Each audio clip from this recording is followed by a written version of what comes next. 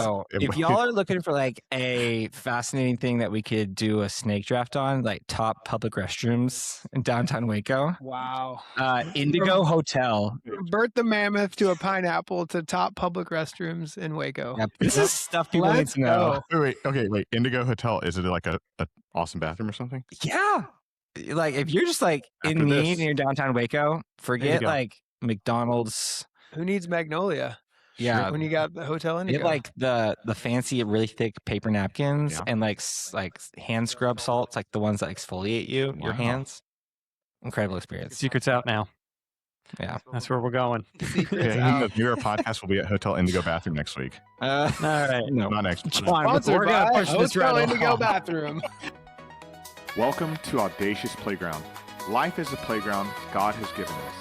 It's meant for building, creating, risking, failing, learning, and becoming. Here, we tell the stories of people who are living audaciously, so you feel the permission to play too. Come play with us on this audacious playground.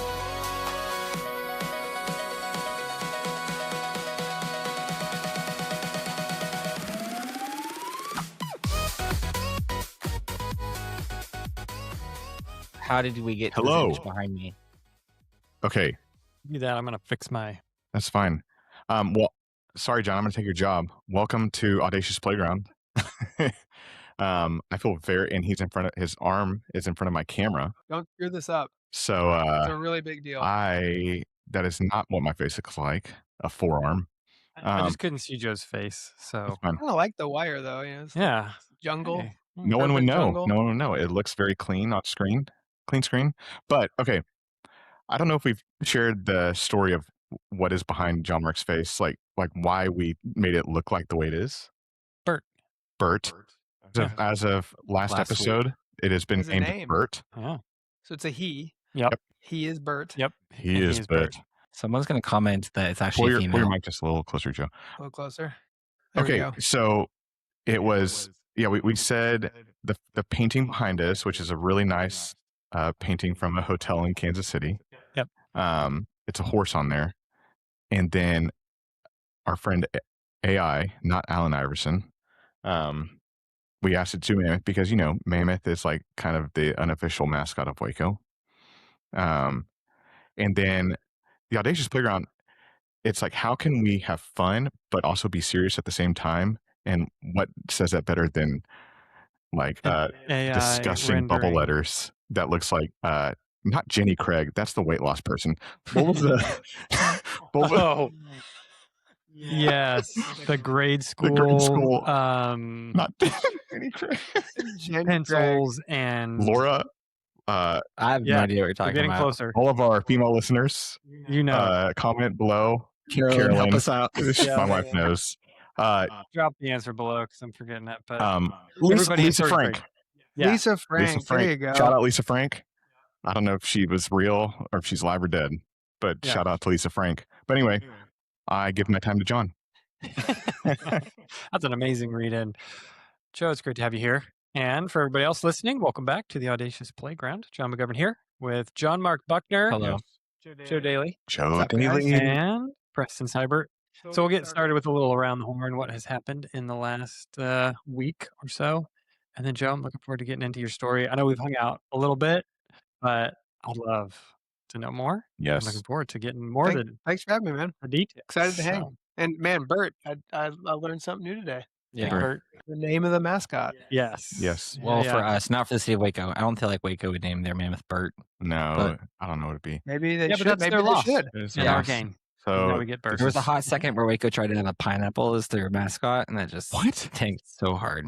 Do you remember that? No. Mammoth and They did pineapple. a whole Both are- commercial shoot downtown. Both are very Waco of They us. closed Austin Avenue. They invited like hundreds of people. They did a whole video shoot with a giant dancing mammoth, like dancing No, with they a didn't. pineapple. Yes, it lasted Wow. like less than a year. See, We're like, this is why "Eh." we have this podcast, because we hear stupid things like that. Ask your mom. She was in the little Pineapple? photo shoot with Was the this like pineapple. 2018? Yep. Yeah, so right before I moved here. Yeah, we're riding the Magnolia high for tourism, and we're like, you know what? We should make our mascot for the city a pineapple. Was that because we were trying So to random. like stick it to That's Hawaii? so Because at random. the time we were the number 2 travel destination behind Maui. Yeah, I guess so. So it's like So pineapples. Central Texas, pineapple. So it's like, let's pineapples. Don't go to Hawaii for pineapples. Here. Come to Waco. We Come to serve the Dole desert. pineapples in a can at HEB. Anyway, Well, aside from mascots and pineapples, John Mark, what's new in the last week? What is new? I had an intern this last year, Alec, who's been doing a lot of the day-to-day work for me. Extremely blessed to have had him. He just got a big job in Houston. So congrats to Alec for graduating.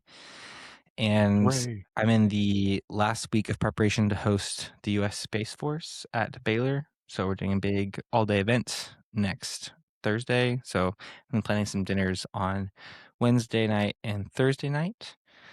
And just a lot of boring stuff. I have like this kind of bucket list item to basically be going to every single building in downtown Waco.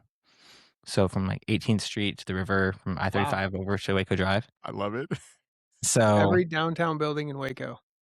Yep, I've walked every street, just up and down for funsies, as one does. Did you walk? There's a tourism thing there somewhere. You can tie that into Waco tours. Did you walk the one where it has no name? Get it? Where the streets have no name? No, I was like, what is Preston trying to say here? You too. Anyways, so I've probably been into 3 different buildings this past week. So yeah, where are you at on the ticker though? On my what? On the ticker. Do you have like a map that you keep track of, like with little? Yeah, how many like buildings pins? are How many there? buildings? How many are left? Gosh. What's your Can we just progress? talk about this the rest of the Sure. time? I I'm bet. so fascinated right now. I bet there's like 800, and I've probably been to like 300 or something. 300? Wow, 300 already. Yeah. Wow. We should have a whole That's my episode bet. about. But this could be easily solved on MCAT in like 15 minutes to figure out how many buildings there are. We should have a ranking episode of John Mark's top 800 buildings in Waco. And what is?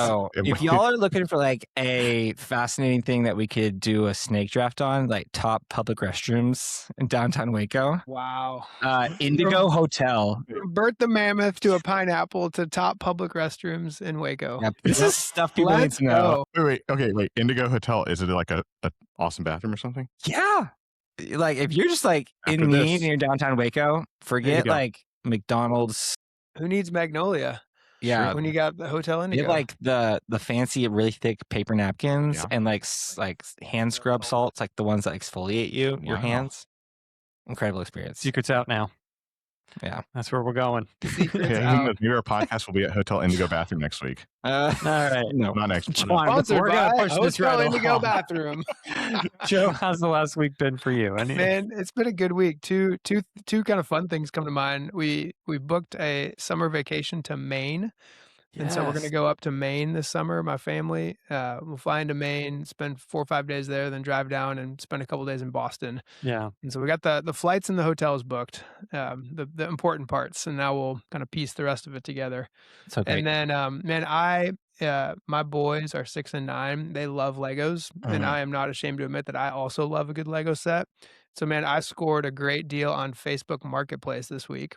Okay. My wife is listening. She just rolled her eyes, appropriately so. But I got a guy who's just looking to kind of get rid of everything he had, and so it was fairly priced. But I've got to do quite a bit of sorting. And one of the sets specifically was the Shire from the Lord of the Rings and the yes. Hobbit, and so I did that these last couple days, which is a ton of fun. So that is sitting proudly on our kitchen island right now. My boys, they always want to help.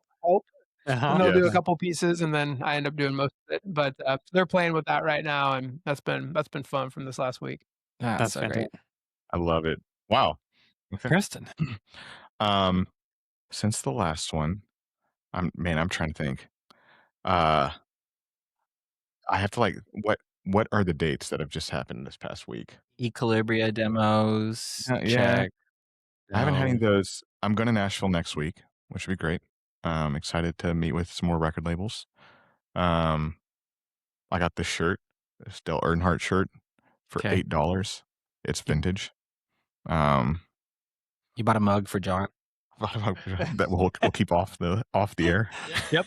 That was probably the he highlight. excels at life. Yes. John is It's an really good at Excel spreadsheets. themed It's an mug for John. Excel spreadsheet themed mug. I I've coached 3 T-ball baseball games in the last week Whoa. because we had one Thursday, had a makeup game Saturday, and then had one last night that the other team forfeited. So, Joe, have you experienced this? Like the T-ball makeup games hit hard because you think you're on like a regular rhythm for like 8 weeks, and We're then just getting into it, and we had one Saturday morning, the makeup game. My boys are young enough that it's still kind of the fun, like Yeah. organized chaos, like babysitting. Yes. Not crazy parent actual keep score yet, but we're getting there. wait, what league are y'all? We're in the Woodway Well, Family then we League. were there Saturday. Were you there? We didn't play you, did we? Team, what color is your team? Light blue. Light the blue. We are the yellow team. So I Yeah. think we'll take you on eventually. All right, we'll see. Good luck. bragging rights. You need to get out the I mean, skip hole. We they gotta- don't keep score, but you know, Joe we know does. We do. we know We who do. wins when there's no outs. Parents keep Really, score. it's whoever has the most kids on their team wins This is because true. Everyone bats. I'm in Southern Little League with Link, and we keep track of outs. So it is a sad thing to have to turn around a 4-year-old and send them back to the dugout.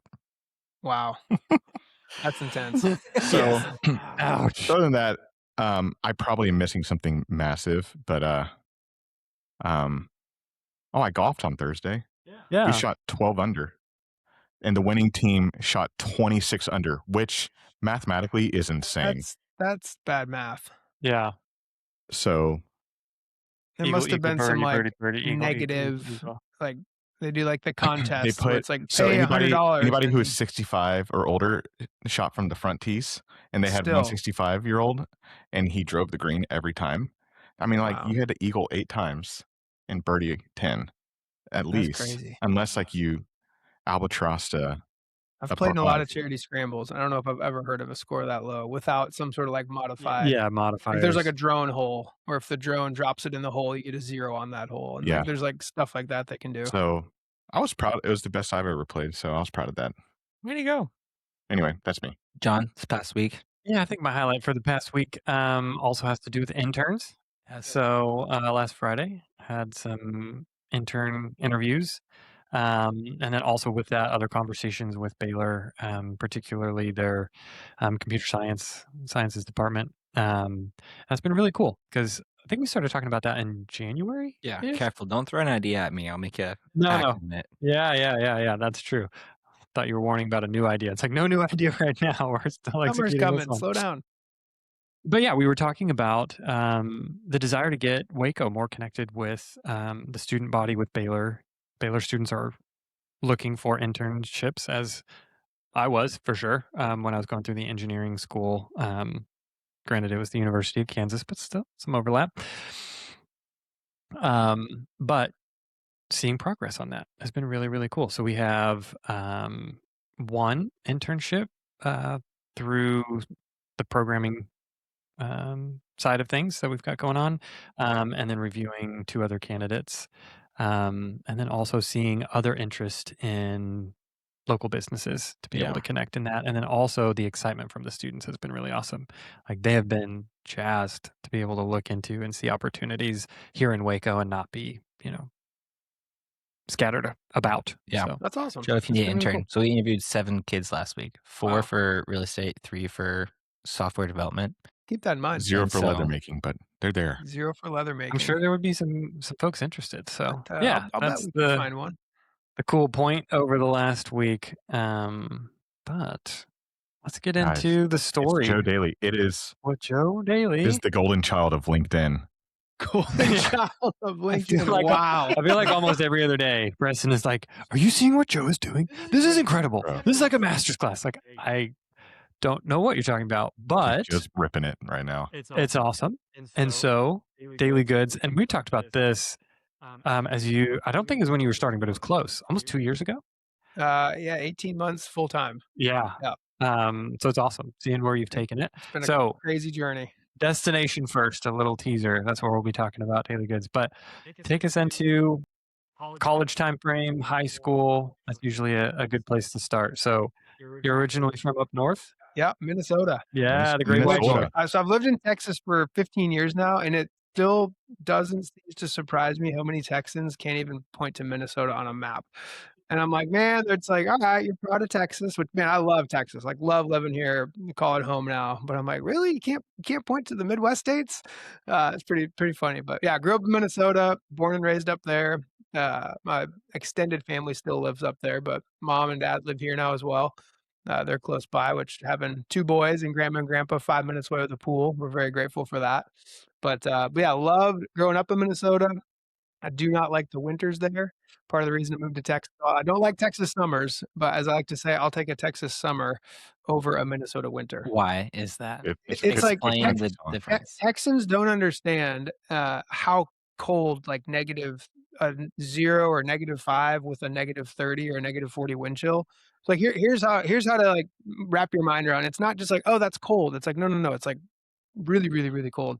The same difference between 30 degrees and 90 degrees is 30 degrees and -30 degrees.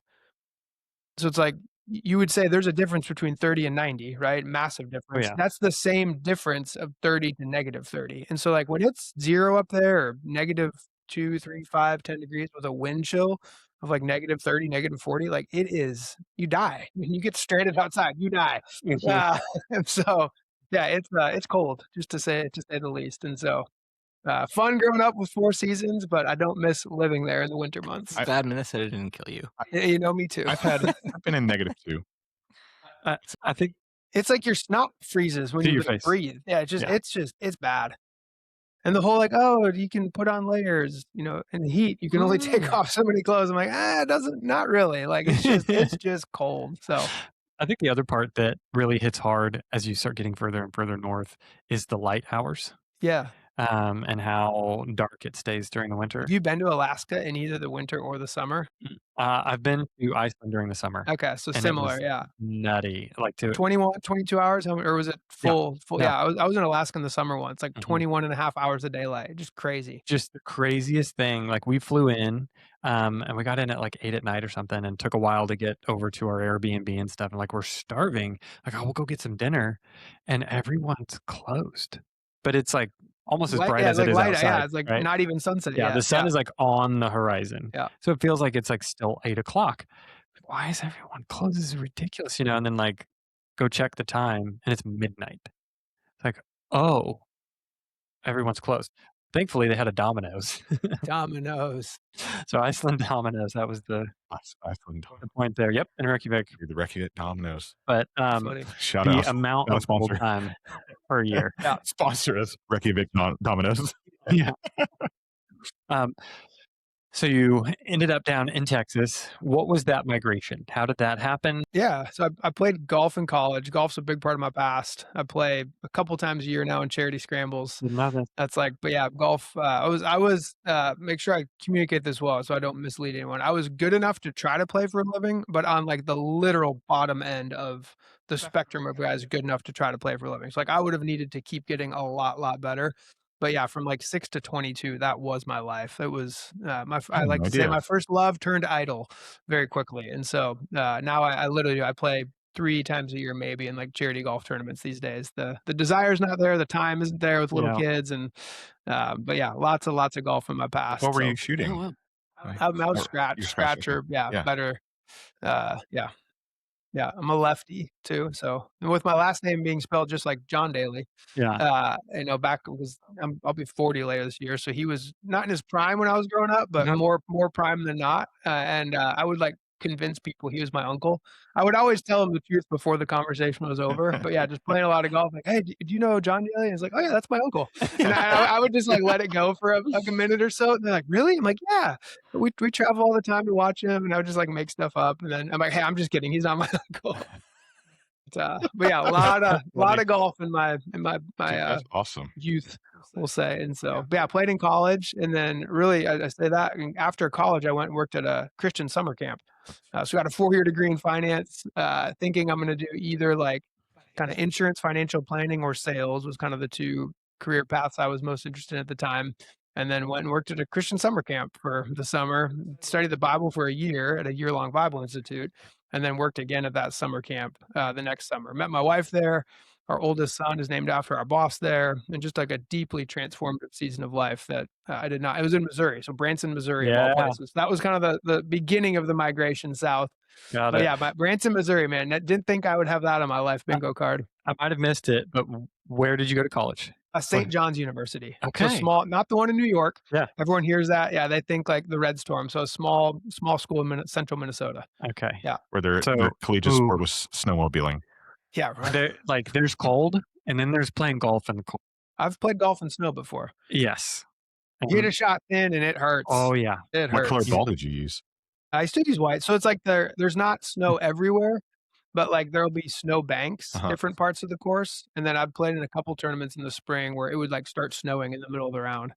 And you'd have enough of like a dusting on the fairway where it's like, all right, you gotta watch where your ball goes. And so yeah, that's how you know you're committed. You're using like hand warmers and gloves and stocking hat and just it's I don't miss those days. I'll just say that. I would just like to say, so the Branson thing, I think almost every single podcast we've had, other than my dad and Taylor, there's always some connections. Missouri, Kansas City, because John's from like Kansas City families, and you went to Branson. Branson's a little bit of a hidden gem. Yeah. Like I've heard probably the best description, like Las Vegas for old people, but it's like if I were to, I don't desire to live there, and I'm like, man, if I were to live there, like folks who live there, it is a really cool little small town for like locals. There's like a lot to do. But a lot of fond memories in good old Branson, Missouri. That's super cool. So Branson is quite a bit further south than Minnesota, for those that can't find it on the map. Yes, right. Most Texans know where Missouri is, but still further north than Texas. So we're about halfway. We're getting there. We're migrating south. I'm at we don't have time for this story, but I met a family working at the family camp we worked at, became good friends, and crazy story how God used brain cancer in this guy's life to get me to move to Texas to work for and with him. This really, really sad deal, then amazing deal. Got 10, 12 years of life left, and he did end up passing away. But just a crazy story one day where I felt called to leave my job with no backup plan. And like a few days later, talked to this family and leads into this vacation and a trip down here to see. And just, it was like a 3 to 6 month period where I'm living in Minnesota, thinking about maybe trying to play pro golf. And then, again, much longer story that I wouldn't do justice to try to summarize it more than that, but moved to Texas in July of 2011.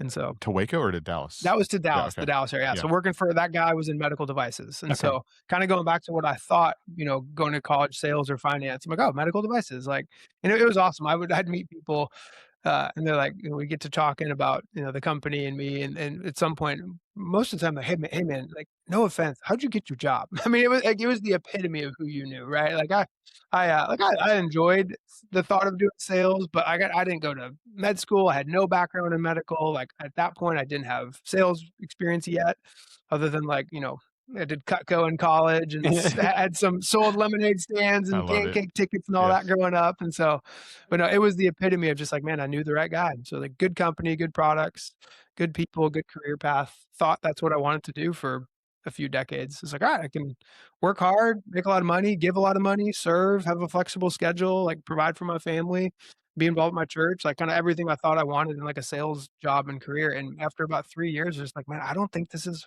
what I'm supposed to do with my life. And so, was there a moment where you realized this is not what you're supposed to do? Man, it was. It culminate in what It's thing? interesting because like I am not like like follow your passion, right? Like sometimes it works out that way, but it's like, man, like sometimes you just got to work, right? Pay the bills. And so it's not like, oh, I wasn't passionate about it, but just over a long period of time, it was like, man, this is everything I thought I'd want. I definitely wasn't depressed, but it was like, I'd wake up and I'm like, man, I'm like just not excited or kind of feeling like the vision of what it could look like to keep working hard and applying myself to do this, even though it was everything I thought I wanted. And around the same time, is when my local church reached out to me and said, hey, would you want to work here? And I was like, dude, you're crazy. Like I was like, I love Jesus. My faith is a big part of my life. I'm like, I'm not a church staff guy. What was the position they were offering? Men's small group. role, Okay. like a single men small group role. And I said to my wife, a couple close friends, and like every single one of them was like, "Dude, you're an idiot. You'd be awesome at that.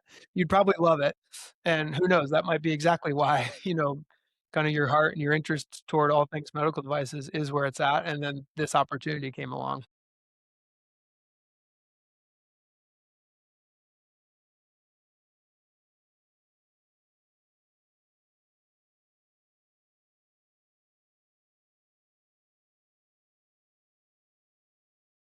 Yeah, it was. Yeah, my faith entered in my life from before I can remember. I mean, just like I grew up in a home, and I think I had a genuine faith transaction early in life where I'm like, all right, like I'm a sinner, I need help.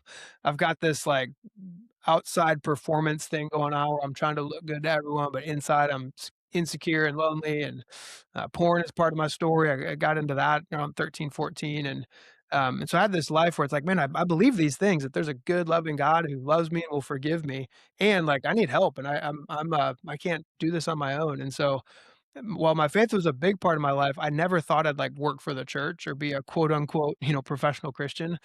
I think that's even just a super modern concept, like the whole sacred secular divide.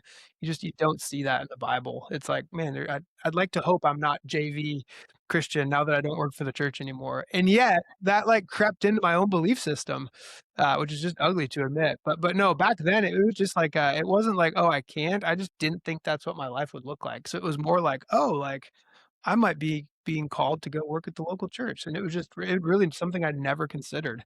And so it was less like "Oh, can I?" and more just like, "Man, is this what my life is gonna now look like?" And so that was an interesting kind of process to pray and seek counsel through, but it was unanimous. Like I probably talked to 10, 12 people who knew me really well, some of whom I peers, some who I looked up to, and every single one was like, "Dude, we totally think you should go do that." So that was in what, May of 2014 is when I went to work for a church in Dallas. Can I ask a question about, you said porn is part of your story, and that's like, you sound like you're very open with that, like, it's changed you in some way, it sounds like. To a lot of people, that's like major taboo, don't talk about that, hide that. Here we are, we're on a podcast talking about our lives. Are you able to bring us into like how God's moved in your life through that? Has been freedom in that area? So no, What's the hope I'm out there for people? happy to share, and yeah, I'm super open about it, and I know I haven't looked at the most recent stats, but it's like it's a part of so many people's stories, and so man, I don't even know how I got introduced to it. I don't remember, but for probably the better part of 12 years, I just struggled with it on and off. It was this thing that I was convicted by, I didn't want to do, and yet I couldn't quit, and I'd have seasons of not going there, and then I'd slip back into it, and it was just kind of this roller coaster. Again, convicted, saying, "Hey, I don't think this is best, for my life or just in general." And yeah, it was probably kinda college and then really post-college is when I started to find more freedom, but would still go back to it from time to time. And, there's a quote by John Piper that has always stuck with me. It says, I've found no better way to combat or defeat sin than to find a superior satisfaction in Jesus." And just that was one of many. I mean, I read books, listened to, I mean, podcasts weren't really a thing back then, but like sermons. I was involved with an awesome young adults ministry in Dallas called The Porch, leading and serving there. And they would talk, again, just talk openly about like, hey, this is real. And the Bible has a lot to say about it. Like, it's wrong, it's evil. And you can have freedom. Like, you don't have to be enslaved for the rest of your life. And so, by God's grace, that's not been part of my story for I think 14 years now, and so I believe I'm capable of going back to it today, and I've experienced freedom for over 14 years, just living very authentically. It's like when you talk openly about it, people can ask you about it, and so like living authentically, memorizing different Bible verses to help kind of in times of temptation and whatnot, and so yeah, huge part of my story. Super grateful and humbled to walk in freedom. And I talk openly about it because it's like, man, I want people to know you can have freedom. Not, oh, I have it all figured out. Look at me. But it's like, man, look at what God's done in my life. Like I was enslaved for years and years and years. And so to sit here today and say, man, I can't believe it's been almost a decade and a half since I've gone back to that has just been a really humbling and just a journey I'm grateful for and want to try to inspire and encourage others who that is part of their story, or if they're still struggling with it, like you can have freedom from things like that. Amen. Yeah, I believe that there's someone out there listening to this podcast that it's kind of themselves out. I mean, there's a lot of people, they fight a struggle like pornography, lust, some type of addiction. They just say like, well, church is off the option for me. Like, I can't do that. I can't work at a church. They just disqualify themselves from trying new life things. in general. Yeah. Right? And so, here you are. Dude, in the church, that's the thing too. It's like in America, we have such this, in general, I'm speaking in generalities, this concept of like, oh, you got to kind of clean yourself up before you come. It's like, dude, no, church is like a hospital. It's one of the best metaphors I've heard for a church, where it's like, you don't clean yourself up and then go to the hospital. Yeah. It's like you go to the hospital because you need help.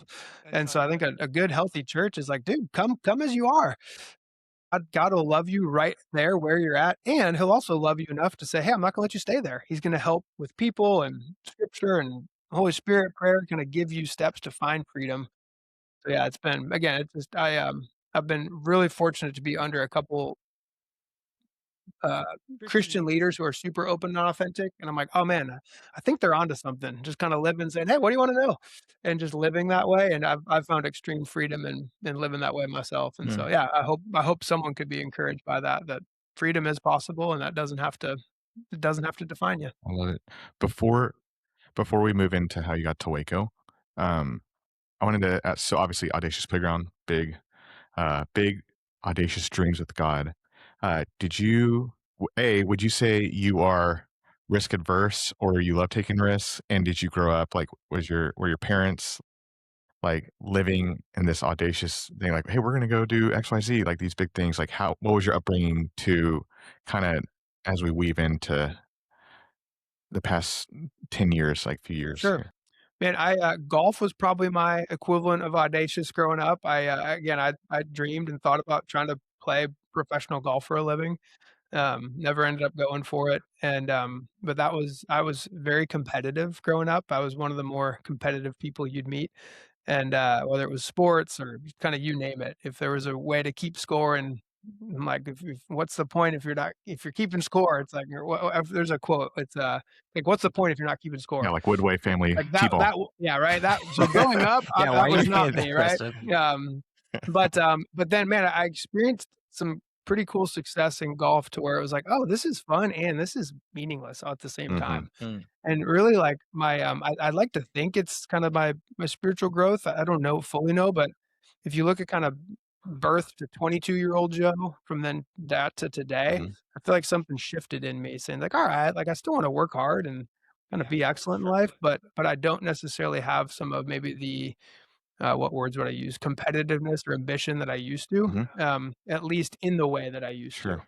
And so, and now I would say, going to work for the local church for a season is like, all right, how can I was in more the operational side, right? So I went from men's small groups to then more on the op side. It's like, all right, I can use this to serve the guys who are going to give the sermons and do the podcasts that are going to reach the thousands of the millions. And that was kind of a thing. But now I view like, all right, how can I scale this leather company to like do a lot of really good with it? How can the bigger the Lord can get the company, if I can stay humble, the more I think He can use it for a lot of good in a lot of different ways. So I think, I'm maybe getting it back a little bit. It's like, not that I had none of it for 10 years working for the local church, Yeah, but now that I'm running a not out of company, like the selfish different. ambition thing. It's you've gone through the path of if I can do this with that ambition, internal ambition, it's like I can help others achieve their dreams, like see success. It's like, what's your why? What's your Yeah, driving why? And I just, 100%. man, there's so much in the Bible about like worldliness,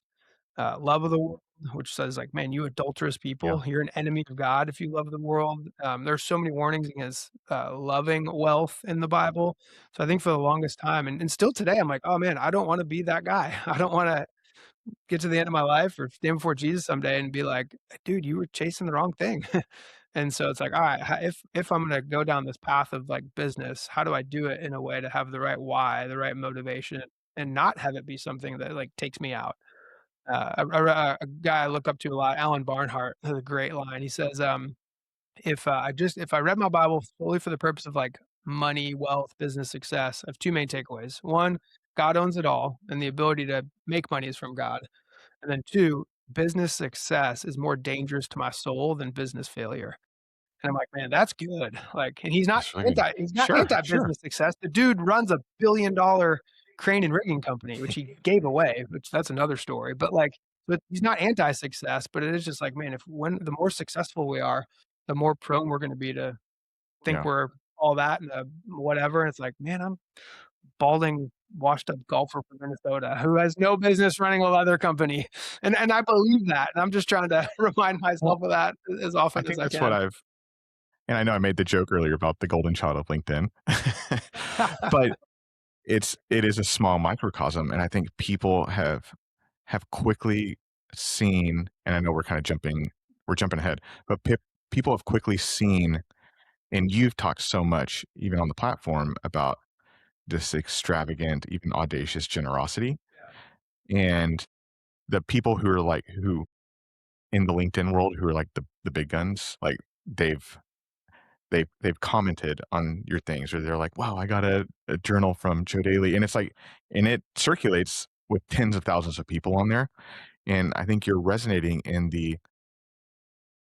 we've had an understanding of what Christian business is. It's been since 2000, since what I would say, well, I don't have the proper way to say it, other than it's like when after Hillsong became a thing, that's kind of how we started operating churches in that similar vein. It's that the phrase of like kingdom business, Christian business started happening. And it's like, we're Christians doing business. But I think now there's a big shift that's happening again. I think probably the past few years of, oh no, we're redefining what that actually means. And it's like, no, we are going to be overly sacrificial, overly generous, because the world is still living in this self-ambition, still living in this, the latter growth. But it's like, what if we actually continue to give out of our need? And what if we gave above and beyond? And what if we lived that way? Our resources, our emotions, or all these things. And I think that's what has, I think, lifted you up some, even on, I know it's like LinkedIn, it's so millennial of us. Let's take us back to the beginning of it. Yeah. You're planning talking some about what Joe's doing now, but you come down to Waco. What year is that? And how long were you here? And then when did you get into leather goods? I've been using this phrase a lot lately. Didn't have that on my life bingo card, which is like most of my life for the last 18 years. All good things. But man, so we're in Dallas working for the church. And then another kind of crazy story, longer story for another day, just in a really, really short period of time. We like loved our life, loved my job. I'd been promoted recently, loved our house, our friends, our friend circle. Like we were enjoying and felt like we were on mission in Dallas. And then like a 2-week period, it's like, all right, we're moving to Waco. It's just a crazy thing after thing after thing after thing was just like, all right, this is where God has us now. And so that was in July of 2020 during COVID. Decided to move my family to Waco, Texas. So moved here in July. And but yeah, Daily Goods, it was just a hobby. So I started in May of 2018. So I should find out the exact day. It's coming probably up. the What if actual it's right anniversary. now? It might be today. This could be the Hey. anniversary. I could go back and look. got- It's sometime in May of 2018 is when May I 13th. drove to a leather store in Dallas and trying to mimic and make a journal that a buddy of mine had. And it was, bought some leather, bought some tools.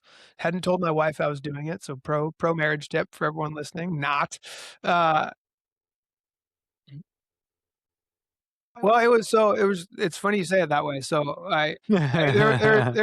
so again, I'm working for the church. My wife stays home. We got a kid. So we had enough to like pay our bills, and there wasn't a ton left over. Yes. And so I go to the store, I'm buying all the tools, and I'm kind of doing the quick math. I'm like, how much am I about to spend? And we get down to the very end. They're like, all right, do you want like a panel of leather, which is think like a, 8.5 by 11 sheet of paper, or like the full hide, Or a whole cow. full like half of a There we go. cow, half of a bison. And I was like, how much for the hide? And it was like $186 for that, plus all the tools. I spent $299 and change. I remember, I don't remember the day, but I remember it was just under $300.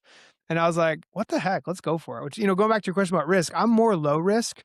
If you ask my wife, I'm high risk, but she's like -4 on a risk scale.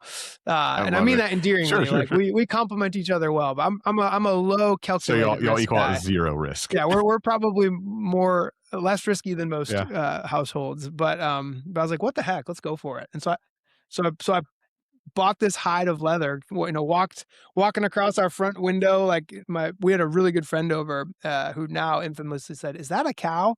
When I'm like outside, to which my wife's like, oh gosh, what's Joe doing now? And so I walked in my house. Well, I did hijack the kitchen table for about 3 years. You hijacked. Hijacked? Oh, I haven't heard that one before. See what you did there. Kitchen table is now the hobby space. So that was back in May of 2018. Hey, that's how it got I started. think your mic's off. Keep going. No, it's here. Is it working? Make sure the red, it's green and not red. We might have had a lot of I'm back on. might have had a lot of questions that weren't registered, but you know what? It is what it is. We're here. So anyway, can you go back this 18 minutes and start again? Yeah, so it sounds like you pushed all of the dinner off the table, threw a hide down, and opened Daily Goods, and your family started eating dinner on the couch.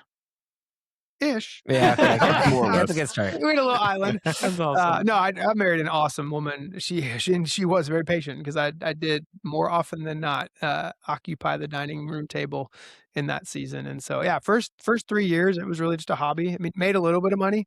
We probably netted a couple grand a year, which most hobbies you spend money. Like, all right, we're making a little bit, but I would always think of it like a business, even though it was a hobby. So instead of just like spending that money on other stuff, it's like, all right, let me buy more leather or buy more tools, or eventually we bought a laser engraver. And so it slowly grew. And then when we moved to Waco, there's a crazy story. So we moved to Waco, we buy a house here to fix it up.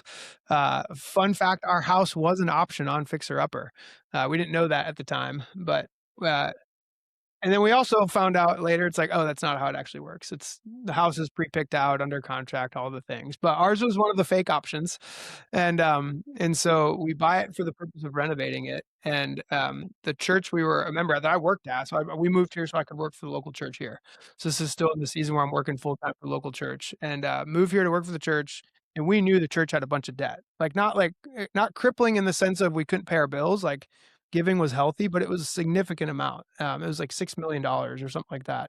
And my job was operations. Like I was well aware of all that. I mean, I was over the finance area, and debt's a big part of my wife and I's story. So when we got married, she had 80 grand of debt. I had never had debt. We get married, that becomes our debt, and we paid it off 6 days before our 2-year anniversary. So we just like hunkered down. It's like, let's get out from under this. Yeah, I crushed it. Praise God. So we're in Waco, ready to renovate our home, and our pastor is like, hey, again, he's a friend, boss, pastor, kind of 3-in-1, knew what he was going to say, and does this talk like, hey, we really want you guys to pray about what it would look like to give to help us attack this debt more aggressively than simply making the minimum payment, right? And so my wife and I both sensed pretty strongly that we were supposed to participate that in a way that was just different in kind for us. And giving to the church? Giving to the church, yeah. And so we were all in on trying to be generous. I don't believe the Bible teaches 10% even. I think it's God owns all of it. Right. And even in the New Testament, you don't see the tithe mentioned. You only see it in the Old Testament, which is like 23 1/3%. But that's a nerdier Bible conversation for another day. And so we were trying to live generously, and we felt God calling us to give more in a one-time gift than we had ever given in a year before. Like it was different in kind. And what it would have meant is saying no to half of the renovation, basically, if you kind of split it in half. And so we prayed individually, we came together, and we said, this is what we think God wants, not, I would say, from us, but for us. So we did it. We shared openly with those closest to us, kind of going back to authenticity, like our close inner circle knew the amount as we were praying and processing through that. And dude, it was one of the most joyful, like fun, cool things we've gotten to be a part of. It was so cool to do that, to be a part of that, what we thought God wanted for us in that season. And then this is where it gets crazy. 30 days later, he resupplied everything. Wow. Like insane. Like, How? I think the way the young kids would say it, the math didn't math.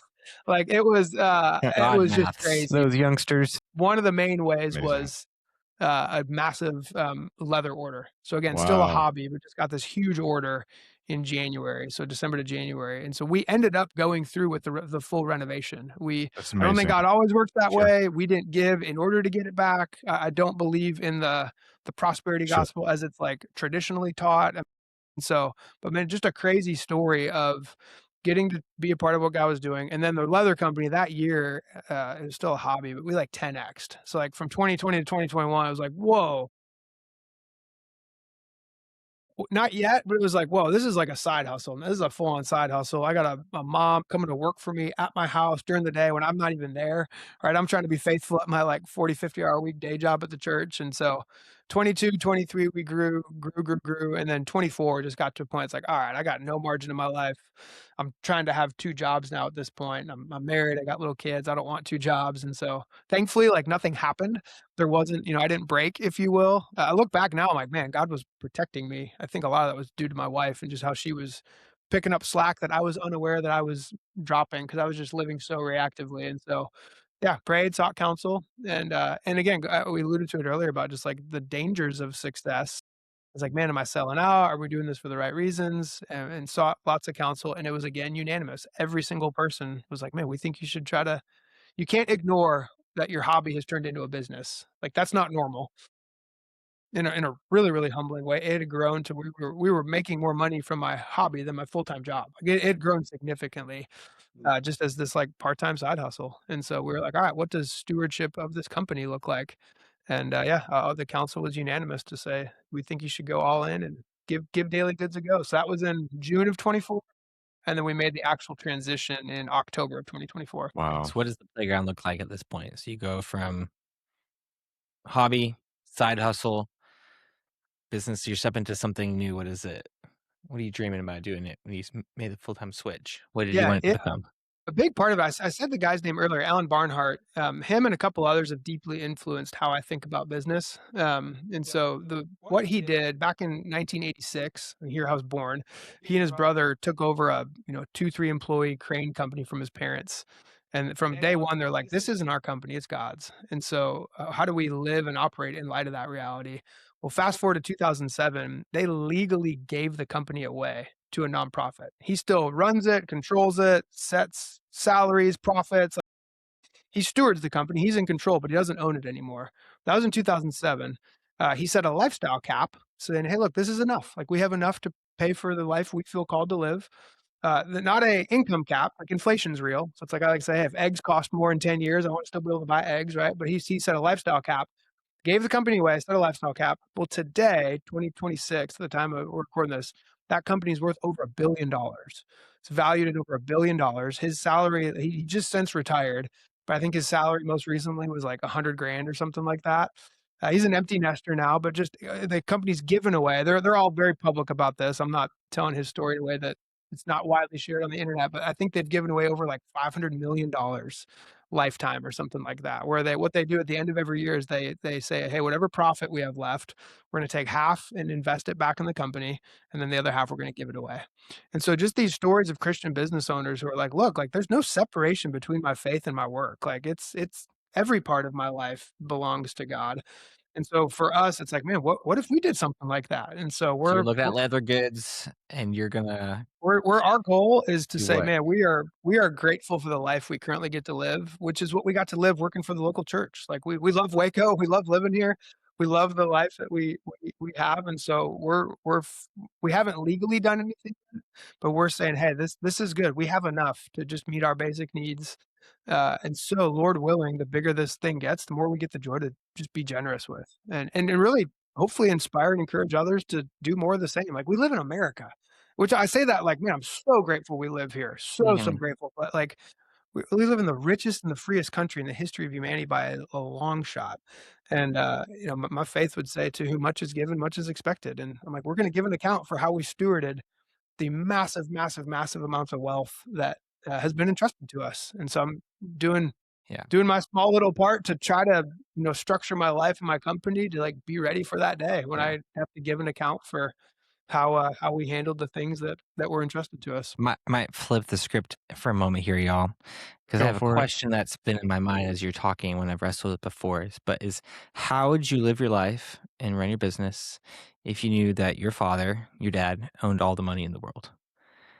Like it's this different mindset switch because so often I wake up or people wake up and they go, here's the income and this is what, so therefore that dictates my goal, or like my money dictates my goal, or the scenario I see in front of me dictates my goal.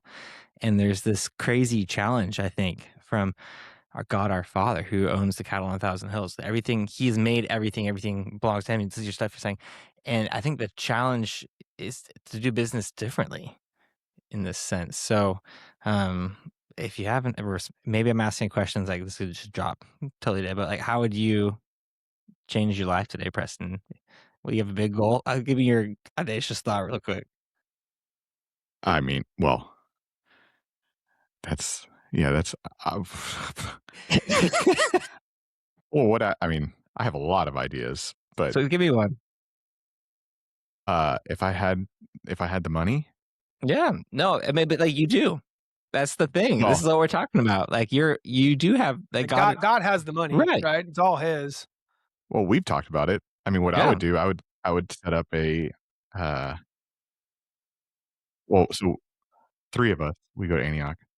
I'd set up a missionary house in the US that's completely free for all of our missionaries, starting in the US and then abroad in other churches that they can go to anytime. It's like a nice house in Park City or outside of Colorado or Jackson Hole if I had all the have all the money. So $50 million estate. That and then also start a full blown kind of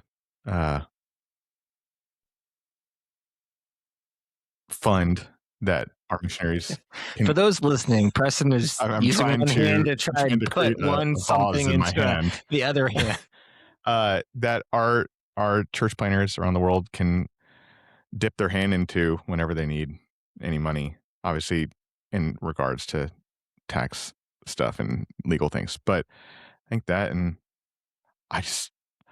for me, it's having places that people can go to and that can get refreshed in. So that's what excites me. And I could write songs all day, and that's it. You don't want me writing songs. You don't want me doing leather goods. So, but yeah, thank you for asking. I just think there's just so much opportunity there to think bigger, to dream bigger, and I think that's something you're doing. Like Jesus, yours, and all of a sudden it's taken off. But again, it's if it wasn't for guys like Alan, Pete Oakes is another name, Stanley Tam, even like, I mean, within Christendom, it's like, oh, you can't talk about money based on one single verse that I think gets taken out of context. Which It's is like, what verse? Matthew 6, don't let your left hand know what your right hand's doing. For Like, sure. I think there's a time and place where that very much applies. Mhm. But Matthew 5, the very chapter before in the same sermon, is let your light shine before others so that they may see your good works and give glory to your Father who's in heaven. Yeah. And then just really the way they lived life back then. I mean, you got Acts, they're selling things and laying the proceeds at the apostles' feet. They lived literally like in community. You'd have known way more about your neighbors back then. And so I think money should be way more openly talked about than it is, because it's how we learn. And every other area is like, well, if he can do it, I can do it, right? Or when you go to the doctor, hey, here's my symptoms. You don't leave out half of them. So it's like, how are you going to learn and grow and be encouraged and challenged with all areas of personal finance?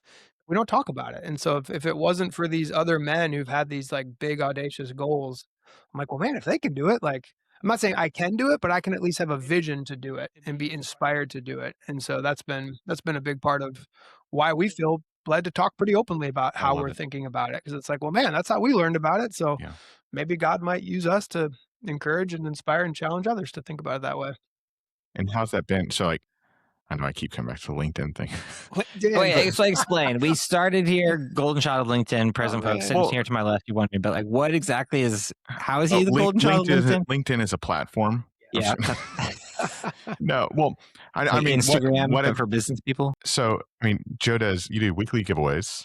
That's like, I think that's official now. It's official now. Weekly, yeah. And just so much response and just, I love reading people's comments. Just like, wow, this is amazing. Or even like, so blessed, so thankful I won this week or whatever. And I just love to hear, like, have you had any stories or anything that's like, oh, wow, this has been like, thank you, Lord, that this has happened. I've met this person or impacted this person. Easy answer to that, because it's crazy, is a guy sent me a DM. So I'm new. I'm like kind of the anti-social media guy, right? I'm a old millennial. I mean, heck, play with leather goods for a living. Like I'm an old soul, and so like social media in general, I'm like I'm not convinced the net positive of the net effect of social media is good on society. So I'm like, but I'm like, last few months, I'm like, I get on LinkedIn, like, man, there's some really good content on here. Like I'm learning and engaging with people. Like that was helpful, and so it's like let me start posting more, and which is like my whole team would just laugh the thought of me being any sort of example or a level of consistency on social media. But started posting and just trying to do more of what we're talking about now, just be authentic and say, hey, here's who I am. Like, I'm not gonna like try to polish it up. I'm just gonna say what it is. And so leather, I love talking about giving and money and talking about Lego sets on there, credit card travel hacking, just my family. It's just like, man, here's who I am. Like this is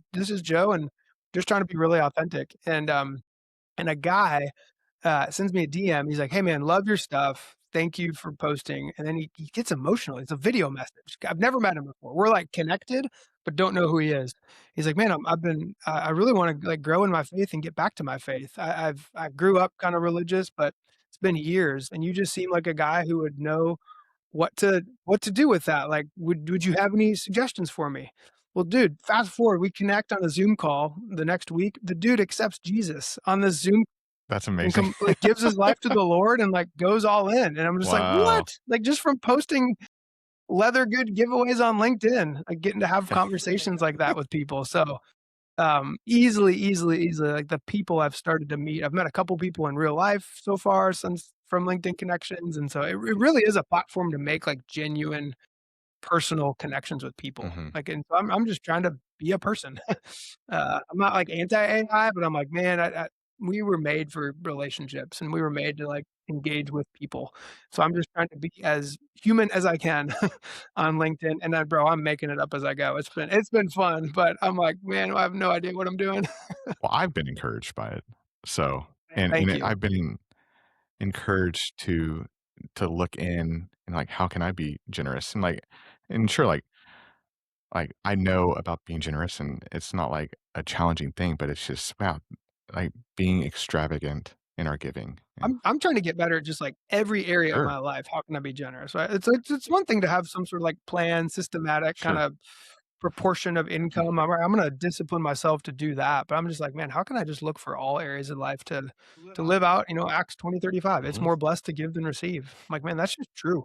I Like love it's it. more fun to like give someone a gift. It's more fun to help people think of how you can serve someone. And hear me say, I'm terrible at it. I'm really, really good at focusing on Sure. myself, and Sure. I'm really, really good at, man, making sure Joe gets what he wants in Yeah. life. And it's like it's a the language I've used recently, it's almost like a spiritual discipline for me to give away free stuff to people. It's like, "Oh, man, this makes me a better person and makes me love God more." If it happens to grow the company, awesome, but it really is like a personal discipline more than some, like, marketing tactic.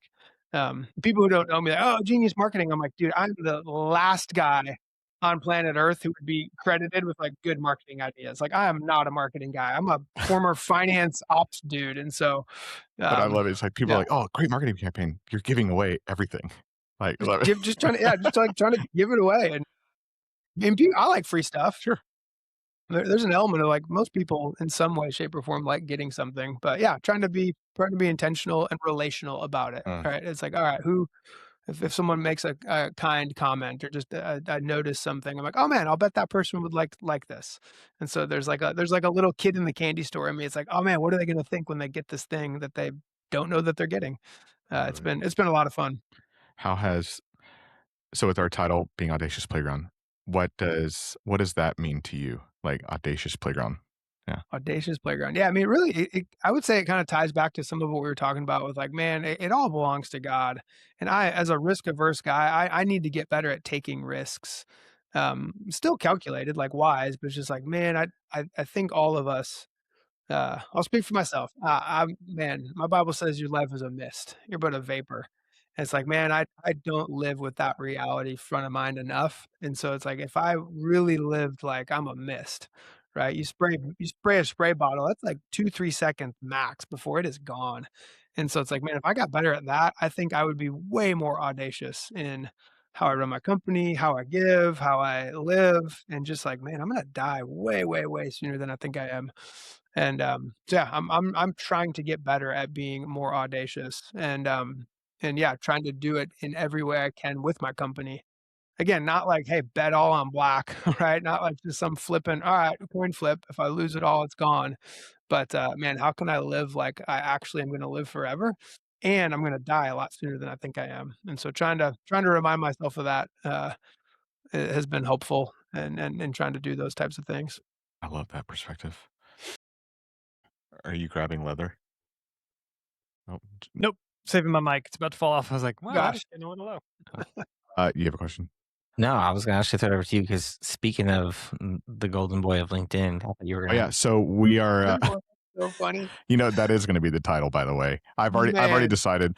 Please no. And I wanted an AI statue. Please no, no, Joe no, Daly. no, we can't do that no. because it's a Being little too soon for other people's statue that has been put up. We are not doing golden boy of You're talking LinkedIn. about. May or may not be our president. Balding guy of LinkedIn. I'll take that. Balding guy of LinkedIn. Okay, that's fine. Well, I'll think Leather about it. balding guy Leather in kitchen. Leatherman. Kitchen, yeah. In kitchen. Throw together like 6 random words. But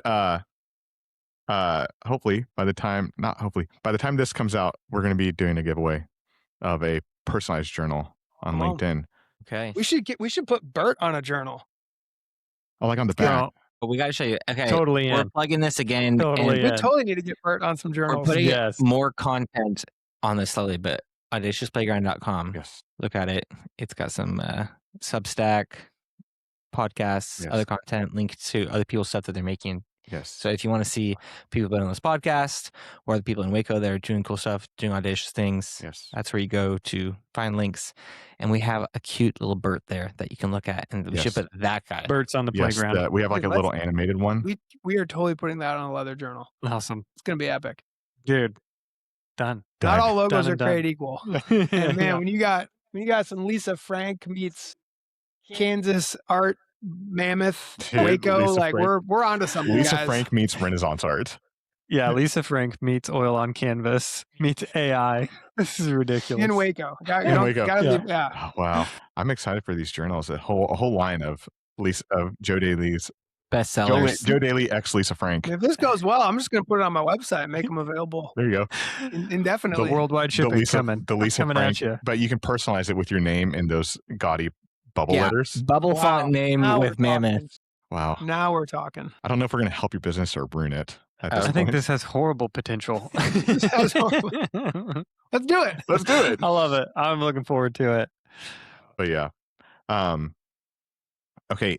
One thing I always like to ask, do you have any recommendations, like book recs, podcast recommendations, music you like listening to? Who's your favorite golfer? Stuff like that. As we begin to land. Hard to not cheer for Scotty Scheffler right It's now. true. Yep. And that's not just being a bandwagon. It's like, man, he's very open about his faith. He's a family man. He's doing it right. And I love watching him win. By the time this comes out, we'll see who wins the PGA. PGA. PGA Championship is about to start. Yeah. It'd be fun to watch Spieth win the career slam. If he's PGA Championship away from the career Grand Slam. So him or Scheffler would be my two. But no, let's see. Books, we do not have enough time to talk about all the books because I have met few books that I don't like. Treasure Principle comes to mind. Okay. It's a book all about like just the good life of giving and just where true treasure can be found in practicing generosity. That's influenced me unlike many books have. I just finished Theo of Golden, a great novel. Oh dude, it's awesome. Buckle up. Theo of Golden. Theo of Golden. Okay. Yeah, that's another good one. So Treasure Principle, Theo of Golden. Man, podcasts. Wow, I have a lot. I have a problem of other than Audacious Playground. Clearly that's given that's number one. Yes, 100%. What would be a good podcast recommendation? Oh man, there's so many. There's what's your go-to? that come to mind. That's it. This is it. They all kind of like scroll through depending on the day and kind of what I'm in the mood for. Pick one. Let's go with let's go with oh man. Feels like a Jeopardy. Hey, Newhoff's Leadership podcast is pretty good. He's got a wide range of people on there. That's one that's come to mind for now. Sweet. Nice. Trying to think any good movies you guys have seen lately? I love a good movie. Oh, no, I got kids. I don't watch. Yeah, right? Yeah, that's just it.